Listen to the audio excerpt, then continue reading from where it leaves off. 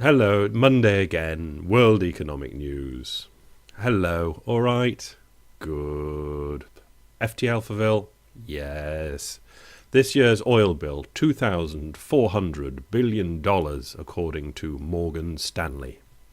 That's nearly $2.5 trillion in how much it costs the world to buy and sell oil. You know, that's just once. That's not trading it. That's oil bills. Interestingly, at the end of this article, the good news for oil importers comes, that's importers, yeah, good news for the importers, in those second and third points that you'll read if you follow the link. The 2,400 billion won't be gone forever. Morgan Stanley expects about half of the oil money to flow back to the countries via imports, maybe even more. You know, Saudi Arabia buys Caterpillar diggers or something like that.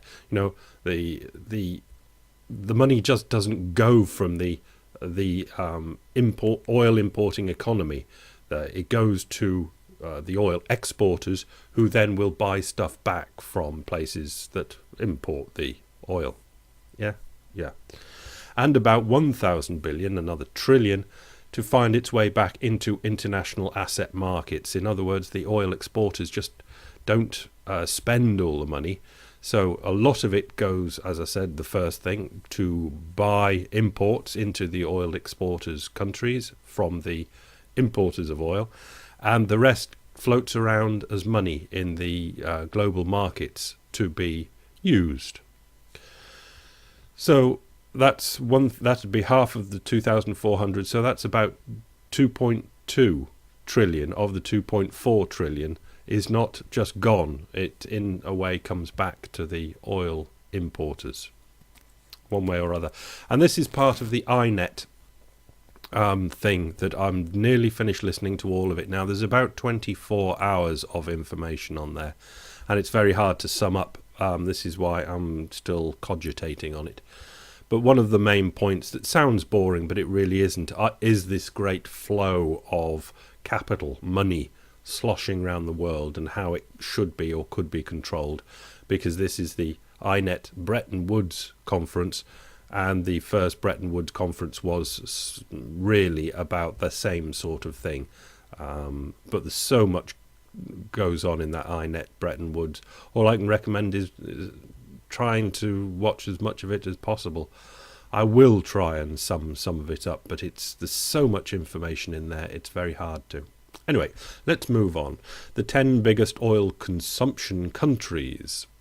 United States at the top, obviously, then China, oil consumption countries.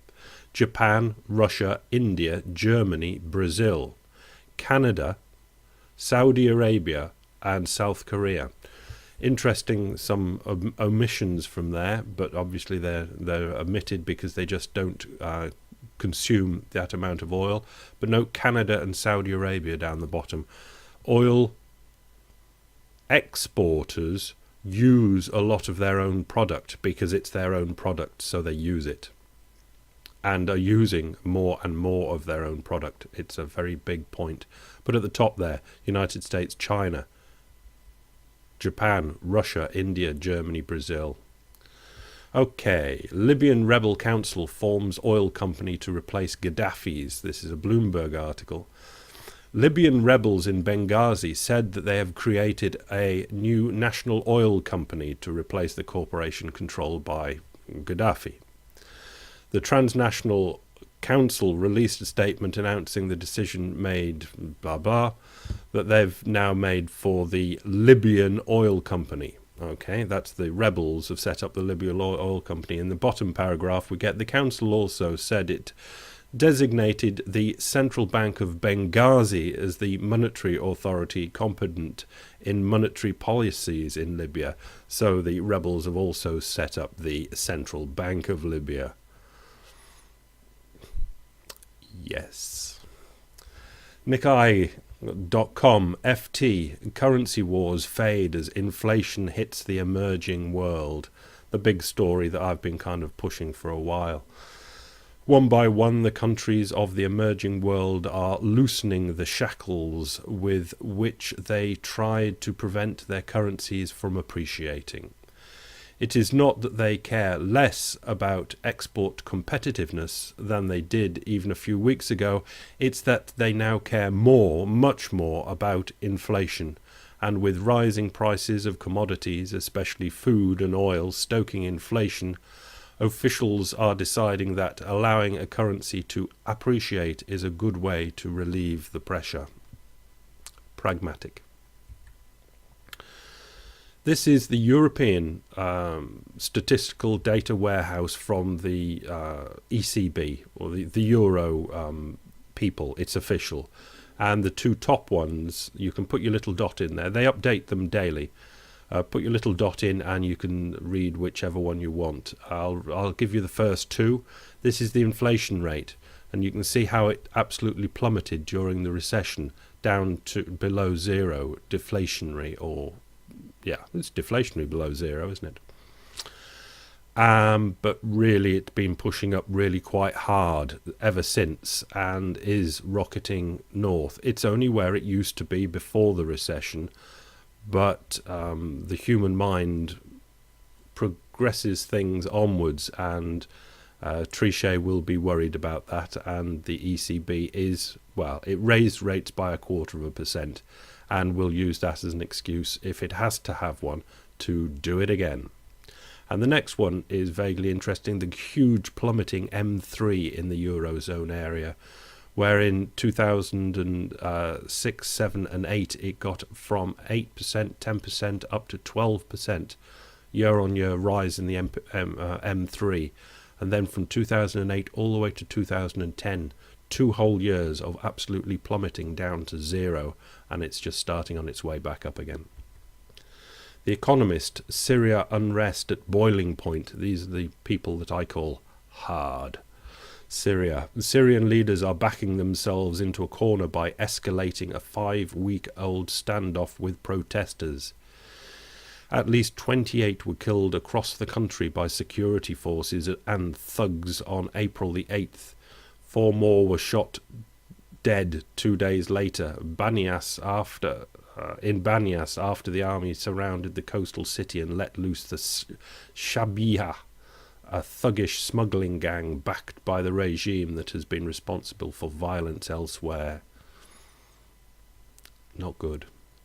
But if or when Syria cracks, that is going to be a big fissure.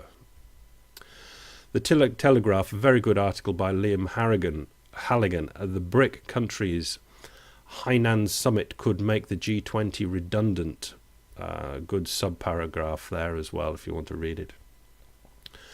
On Friday, at its latest summit in Washington, the G20 group of nations issued a communique. I don't know why anyone bothered. The document was meaningless. Again, Gordon Brun does a keynote speech at the INET conference, and when he saved the world with the first G20 conference, they did over in America and then in London actually get together and do things together, and have not since. The G20 is clearly failing as an effective decision-making body. Its member states disagree entirely about the reasons behind the recent global financial instability, so have no shared analysis of what to do.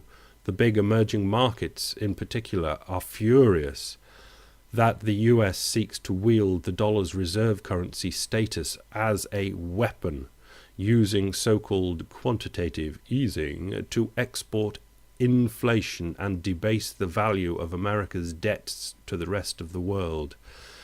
The emerging giants also complain that while the broader than the G7, the G20 is still run by Western powers, essentially to promote their own interests. No surprise then that the fast-growing economies of the non-Western world are establishing rival summits. The latest G20 Gabfest was overshadowed by a simultaneous gathering on the Chinese island of Hainan, attended by the leaders of Brazil, Russia, India and China, the so-called BRIC group. China is the world's second biggest economy, etc., etc. A key topic at the Hainan summit was the dollar's reserve currency status.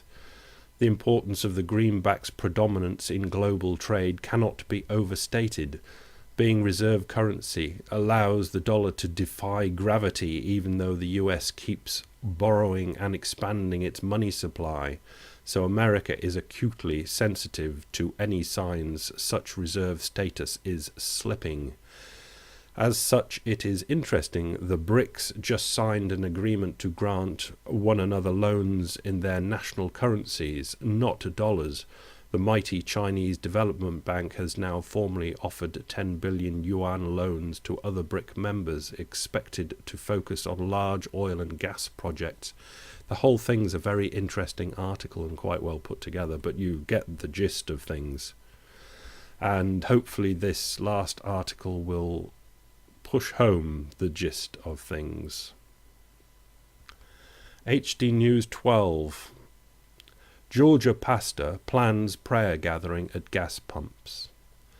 Members of a Georgia church plan to gather at gas pumps to pray for lower prices. Blah, blah, blah. The article starts. And it's just confirmation again. Mabry said that with prices reaching almost $4, he plans to ask God for help. Have a good week. Bye.